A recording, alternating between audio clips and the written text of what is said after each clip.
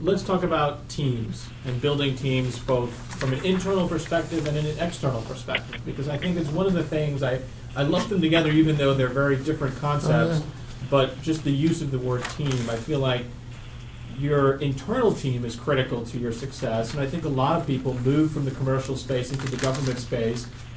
They don't have people around them to say, hey, this is what you need to be doing. So they either need to go out and find those people or tap into you guys here who can advise them appropriately. And then there's the other step, which is you're a company. How do you ultimately build that teaming relationship? So we've got some bullet points on the screen, and I'm curious to hear what people's challenges have been as far as teaming. But I'll go around the room and we'll start first with Gloria and give us some insight into how you build teams, either from a hiring perspective or from a corporate perspective. Well, we're in the process of building our team right now from a hiring perspective.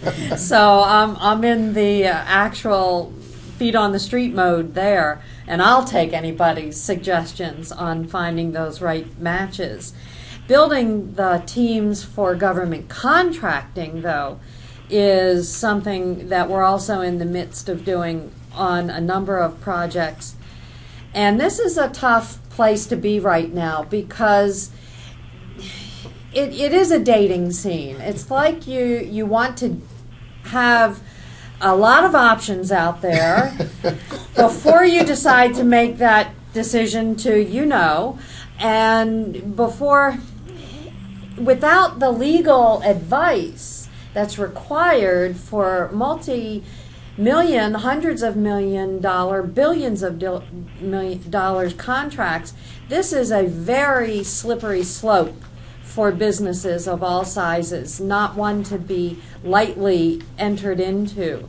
I think this is worth its own segment, frankly. I actually, having had my own firm for 8 years, but a disastrous experience, first time in 30 years, a disastrous experience, I've learned a couple lessons which I definitely want to share in terms of this. And one, Gloria's point, and I actually was going to go on to, when Gloria said about dating, I would say, always date extensively before you get married or you make any kind of commitment. Absolutely. Which probably I didn't do enough ever. But also, the sum has to be greater than the parts. If you're a great firm on your own, you have to make sure that the other firm, no matter what they're bringing to the table or who they say they are, the sum has to be greater than the parts. What is the point of doing it otherwise? So if they're actually, in my experience, but what happened, but if they're trying to leverage everything that you have because they need you and they really want to do a deal with you, it's probably not a good deal for you. Right. That's the one. And then just a couple of these, which are actually maybe cliches, but actions speak much louder than words. It's one thing to even have a lawyer look at the wording or people advise you. The actions of what that company has done, so it goes back to what we suggested about doing business with the government, what they want. They want track record and testimonials. A company's track record and their testimonials is just so much more powerful than who they say they are. Right. And if they say certain things, you must not take any partner's word for it of what they say they are. You have to make sure that they have the track record. So I would say check references and make sure that they have a track record. I think teaming is one of the most viable strategies that a small business can employ. It has a number of purposes. It helps increase the bandwidth of your company, if you will. I would think it increases your probability of win if you do it right. It spreads risk and liability among other players besides yourself. It allows you, in some cases, to garner the past performance of the entire team and cite it as your own. And it basically fills gaps that you might have in your profile. So it expands the bandwidth considerably. And I would think, now, if you were doing a business calculus on a business case, it's better to get a 5% piece of action on a winning contract than get a 90% piece of action on a loser. So it's better to maybe downscale your expectations initially while you're collecting this, using this as sort of a platform to launch from, and then maybe chase larger ones as a prime. And then the final point would be, if you're teaming, beware of the, I don't want to point any names because I won't do that, but there's a common occurrence where people form teaming agreements with a prime, for example. They're all excited about the prospects and the possibilities, and then they disappear after the proposal's been submitted or award's been made. So if you're going to team, don't leave the teaming agreement stage without a teaming agreement that is more than just best efforts and glib promises. Make sure you have some sort of level of effort guarantee, or some sort of scope of work guarantee, or some sort of maybe at least a swim lane.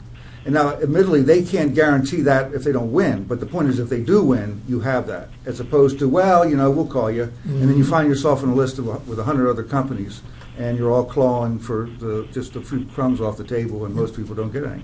Yeah, let's go to Brad, and then Okay. We do have a poll open now too, and just asking people what level of priority they have on teaming, and so take a chance and answer that, and Brad, go ahead.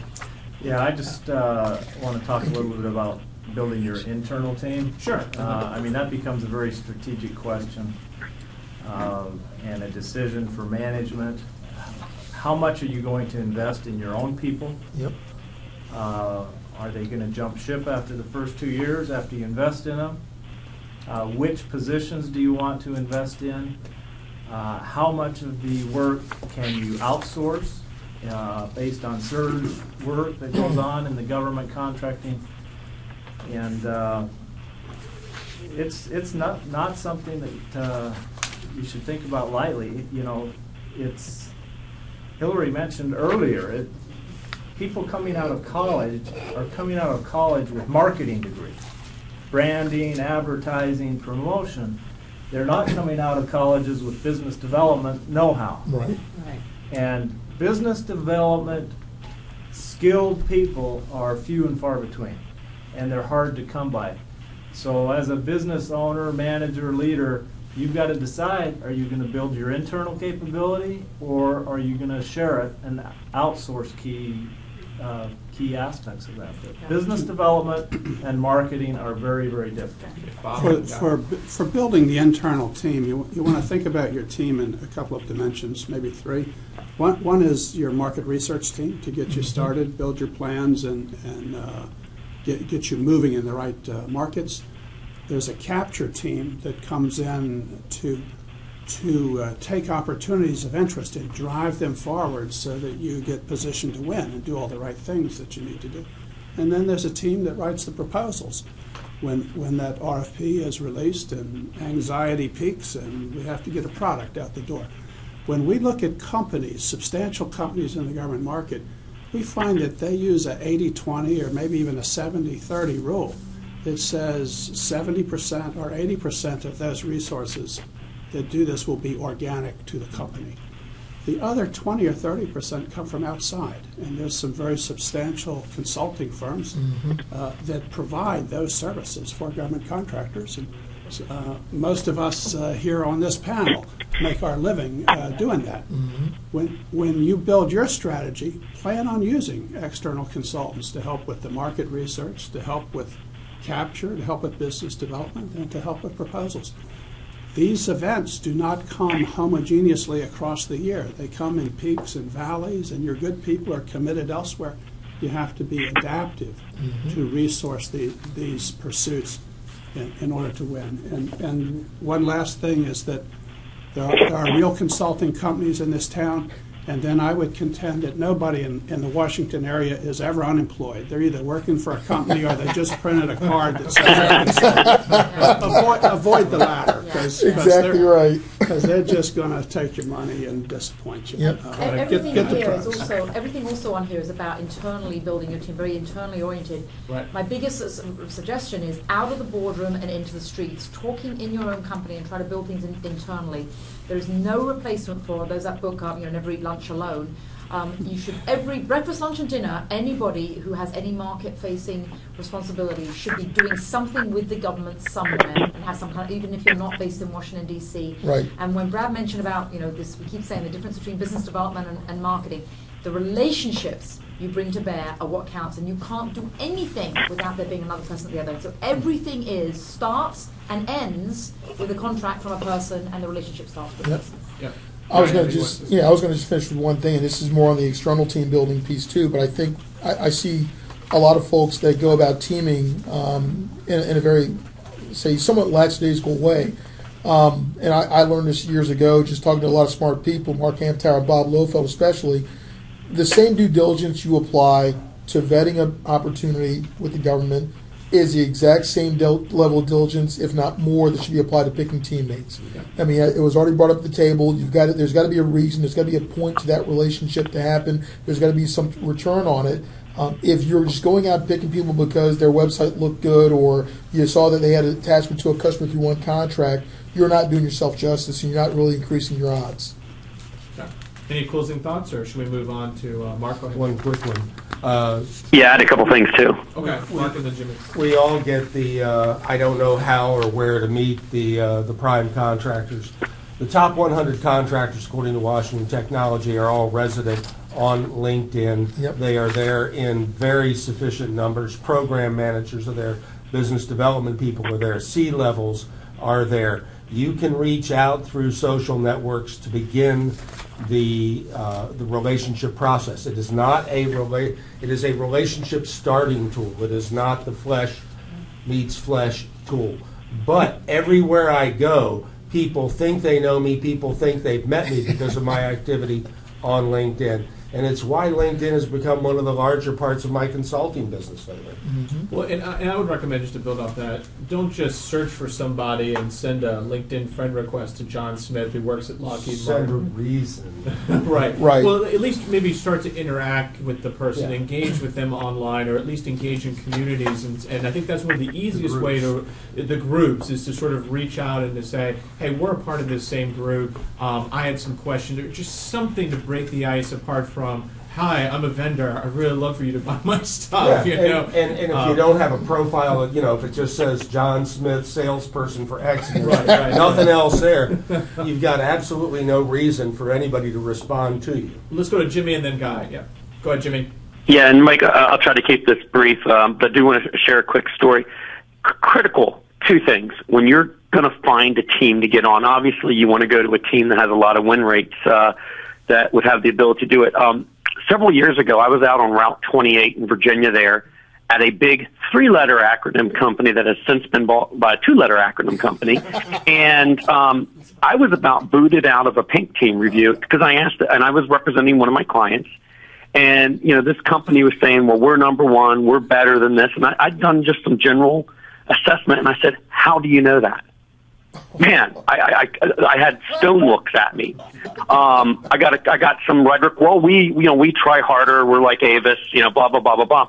I'm walking out to my car in the parking lot there in 28, and I got a call really quick. Jimmy, what the hell were you talking about? Excuse my language. Can you come back in the building and tell us what you meant? And this is the deal: when you're getting on a team, it's not just getting you on a big company as a small, and I'm speaking from a small business perspective, you really need to go through and look at, reports on this company. Look at their 10K reports.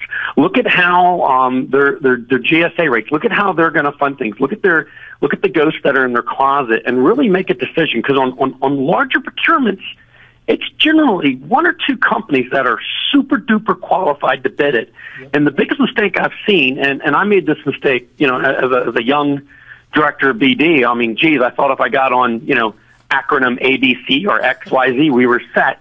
And they sometimes will rely on those laurels, drink their own Kool-Aid and slip something in. Not that they're trying to do a bad job, but always know that. Always know how to rank and do your own homework. The other thing, on any deal, if you want to meld yourself into a team, please, please, please hear this from me. Go to that government customer, make sure they undoubtedly know your unique selling proposition, and make sure you have the ability to go say, we were an agency XYZ. John Doe loves this solution. We're different than anyone else, whether it's a product company or services, because we do this, and this is why, you big giant company want to take me on your team. So, be wise about it, but really spend that time doing the analysis. Because I got to tell you, a lot of the reviews I sit in, it's not done. It's just a lot of Kool-Aid drinking. Oh, well, we're big. We won this much this year. I was on the phone with someone, Mike, the other day, a small business, and he said, we've lost 90% of our proposals this year. And there's a reason why on that. So you've got to really, spend the cycle up front. And I think one of the other gentlemen on the call said, do deep knowledge on your account. This is what will help you. That's my perspective on winning teams. The one that's losing 90% of their proposals, that's a recipe for bankruptcy. They need to be using Shipley, right? That's why I got a proposal into them. Our AOC. AOC or Gloria's company, yes. I don't think we want him as a client. But Bob, the glass is 10% full. So let's get to sort of the last. We have two more sections.